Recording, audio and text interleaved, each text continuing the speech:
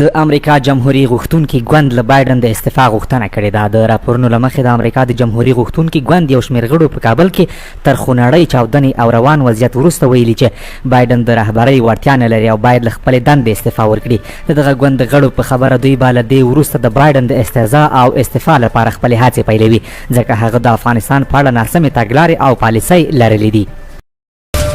د ملګرو ملتونو امنیت شورا وایي د کابل په هوایي ډګر کې د وروستي برید عاملین باید ونیول شي. د دغه شورا په اعلامیه کې راغلي چې دوی یا د چاودنه په کلکو ټکو غاندي او د دې تمه لري چې د ورته پیښو عاملین، ملاتړي، مرسته کوونکي او پلان جوړونکي ژر تر ژره ونیول شي او د خپلو کړنو سزا ورکړل شي.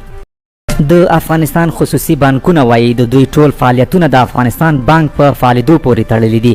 د خصوصي بانکونو له لورې په خپره شوې اعلامیه کې ویل شوي خپلو ټولو مشتریانو ته خبر ورکوي چې د افغانستان بانک د فعالیت تر پیلېدو پورې د انتظار وباسي او همدا چې د افغانستان بانک خپل فعالیت پیل کړي نو خصوصي بانکونه به هم خپلې چوپړتیاوې پیل کړي.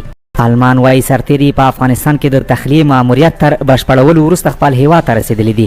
آلماني رسنۍ وایي چې لسګونه آلماني سرتیري له تاشکند آلمان ته رسېدلي دي او د تخلیې ماموریت یې بشپړ کړی دی. آلمان وایي چې سلګونه له خطر سره مخ افغانان په دې ماموریت کې د کابل له هوایي ډګر لیږدولي دي. او طالبانو ښځینه ډاکټرانو ته خبر ورکړی چې په مرکز او ولایتونو کې خپلو دندو ته حاضر شي. په هغه اعلامیه کې چې د طالبانو د ادارې د روغتیا وزارت خپره کړې ده، روغتیا پالو ښځو ته ډاډ ورکړل شوی چې د دوی لپاره د کار کولو هیڅ ډول ممانعت نشته.